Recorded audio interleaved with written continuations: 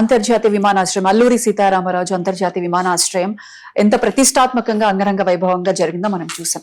అయితే ఆ సభలో ముఖ్యంగా డిప్యూటీ సీఎం పవన్ కళ్యాణ్ ఒక భావోద్వేగంగా ఆయన వ్యాఖ్యానించడం జరిగింది మోడీ గారి గురించి. మోదీ గారిని దూషించారు అని దుఃఖం కూడా వ్యక్తం చేయడం జరిగింది. అంటే ఈ వ్యాఖ్యలు మనం చూస్తే గనక ఇటు విద్యార్థులు కావచ్చు, యువత కావచ్చు, ఏమైనా పవన్ కళ్యాణ్ కి దూరం అయ్యే అవకాశాలు ఏమైనా కనిపిస్తున్నాయి అనుకోవచ్చు సార్? ఖచ్చితంగా అండి. ఇప్పుడు నిన్న అది అక్కడ ప్రారంభోత్సవం కంటే ప్రచారోత్సవం లాగా ఎక్కువగా, ప్రశంసల ఉత్సవం లాగా అది ఎక్కువగా జరిగింది. మోదీ గారు వచ్చారు, సరే ఉత్తరాంధ్ర కదా గేట్వేగా ఉంటుంది, రాకపోకలు రవాణా లేకపోతే సరుకులు రవాణా జరుగుతాయి, సంతోషించవచ్చు, అది వేరే విషయం. కానీ అదే సమయంలో రైతుల భూములు, వాళ్ళకి పరిహారం, ఉపాధి కల్పన, చాలా సవాలక్ష సమస్యల మధ్య దాన్ని ప్రారంభించారు. అది అలా ఉంచుదాం, అందులో ఎవరు క్రెడిట్ అనేవారు అది కూడా మనం తర్వాత మాట్లాడదాం. కానీ ఆ సభలో మాట్లాడినటువంటి ముఖ్యమంత్రి గారు చంద్రబాబు నాయుడు గారు కానీ, ఉప ముఖ్యమంత్రి పవన్ కళ్యాణ్ గారు కానీ అసలు మోదీని ప్రశంసించి తీరది మామూలుగా లేదు. ప్రధానమంత్రిని ప్రశంసించడం, గౌరవించడం దేశమంతటికి ప్రథమ స్థానం కాబట్టి ప్రభుత్వ పరంగా పొరపాటు ఏం లేదు. పైగా కూటమిలో ఉన్నారు వీళ్ళు. కానీ అది బాగా ఇంకా శృతి మించింది. ఆంధ్రప్రదేశ్ నిజానికి విభజిత రాష్ట్రంగా చాలా సమస్యలు ఎదుర్కొంటుంది. వీటికి సంబంధించి అడగటం కంటే అన్నీ చేసేస్తున్నారు. ఒకప్పుడు పవన్ కళ్యాణ్ గారే పాచిపోయిన లడ్డు అని చెప్పింది, ఇప్పటికీ కూడా ఆ లడ్డు ఏం మారలేదు కదా. కానీ ఇక్కడికి వచ్చేసరికి ఇప్పుడు కూటమిలో ఉన్నారు కాబట్టి విపరీతమైన పొగడ్తలు. మోదీని పొగడ్డమే ఒక తీరు.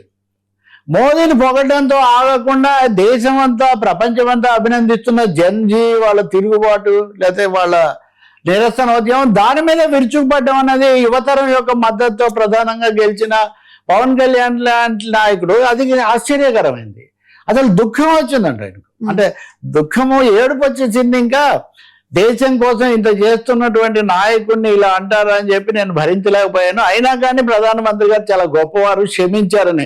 క్షమించి ఉంటే అన్ని లాఠీ చార్జీలు జరగవండి, క్షమించి ఉంటే అన్ని ఫిర్యాదులు రావండి, క్షమించి ఉంటే సుప్రీంకోర్టులో కేసులు రావండి. మోదీ గారు వీడియో చేసినంత మాత్రాన్ని క్షమించేశారు, ఆయన చాలా ఆజాద్ శత్రువు లాంటి వారు, తప్పంతా విద్యార్థులు చేశారు, యువత చేశారన్న పద్ధతిలో ఆలోచించడమే ఒక అవాస్తవికత. మోదీ గారు వ్యూహాత్మకంగా వీడియోలు చేశారు. వాస్తవానికి ఆయన అదే పార్లమెంట్కి వచ్చి ఎందుకు చెప్పలేదండి?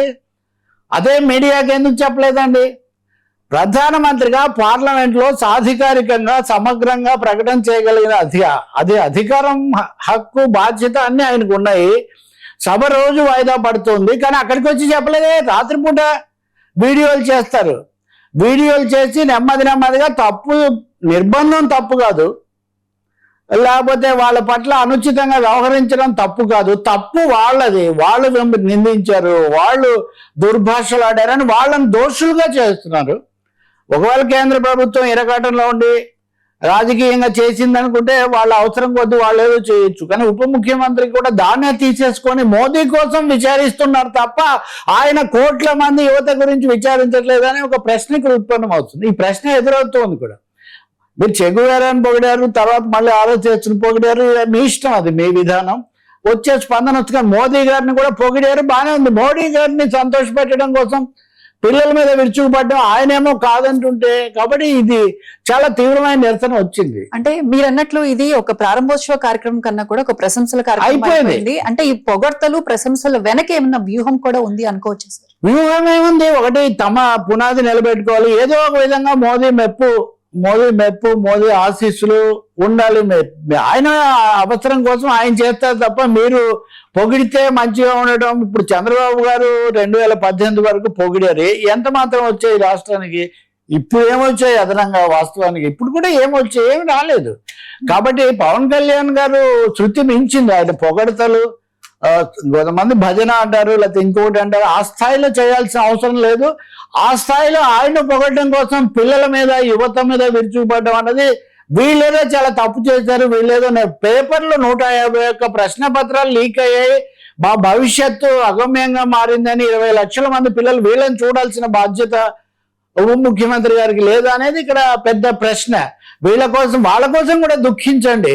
నా కొరకు నేను మరణించుచున్నాను, నా కొరకు చెమ్మగిల్లు నయనమ్మ లేదని దేవులపల్లి కృష్ణశాస్త్రి ఎప్పుడో రాసినట్టుగా వాళ్ళ కోసం కూడా ఒక కన్నీటి బొట్టో, ఒక సానుభూతో చెప్పండి సార్. ఎంతసేపటికి మోడీ గారి ప్రశంసలే తప్ప ఆ యువత ఆ బొద్దింకల యుద్ధ పేరే మీకు వినిపించట్లేదు.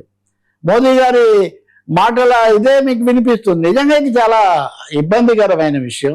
దీని కాన్సిక్వెన్స్ మీరు అడిగిన రెండో ప్రశ్న. ఇప్పటికే పవన్ కళ్యాణ్ గతంలో మాట్లాడిన దాన్ని బట్టి నేను ఒక కులానికి పరిమితం కాదు, లేకపోతే నేను ఇంకొకటి అని చెప్పలేదు, ఇలా అనడంతో ఒక సామాజికమైన వివాదము నడుస్తుంది రాష్ట్రంలో.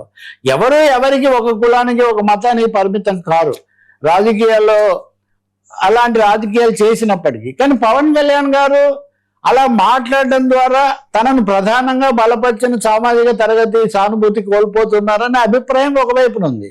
ఇప్పుడు చాలా కీలకమైన భవిష్యత్ తరం మీద సామూహికంగా దాడి జరిగిన సమయంలో కూడా ఇటువైపు కాకుండా అటు నిలబడడం ద్వారా ఇటు సామాజికమైన సంఘీభావాన్ని, అటువైపు నుంచి యువతరం యొక్క సద్భావనను కూడా ఆయన కోల్పోయినట్టు ఆయన నిన్న మాట్లాడడం ద్వారా సమతుల్యత, సంయమనం పాటించి ఉండవలసింది అనే అభిప్రాయం మటుకు చాలా బలంగా వచ్చింది.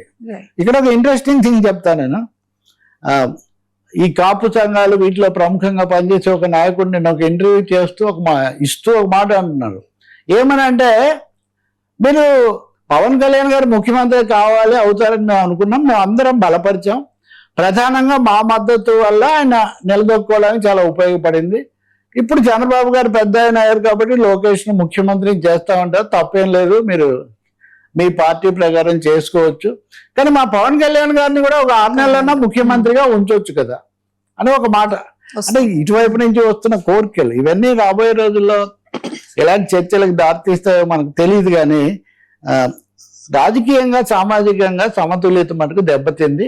యువత మీద నిజానిజాలు చూడకుండా అంత భారీ దాడి చేయటం మటుకు ఆయన నుంచి ఎక్స్పెక్ట్ చేసింది కాదు. ఆయనకు ఓటేసిన కుర్రాళ్ళు జెన్జీ ఈయన కూడా బలపరిచింది కదా, కాబట్టి వాళ్ళు చాలా గాయపడిన ఒక పరిస్థితి. పైగా ఈయన కూడా గతంలో విమర్శించున్నారు. అవును సార్, ఇదంతా ఒక సైడ్ నడుస్తోంది. ఇంకొక సైడ్ ఇటు టీడీపీ వైసీపీ మధ్య మాటల యుద్ధం, క్రెడిట్ వార్. మొత్తం మెజారిటీ పనులన్నీ వైసీపీ హయాంలోనే జరిగినాయి అంటూ ఇటు వైసీపీ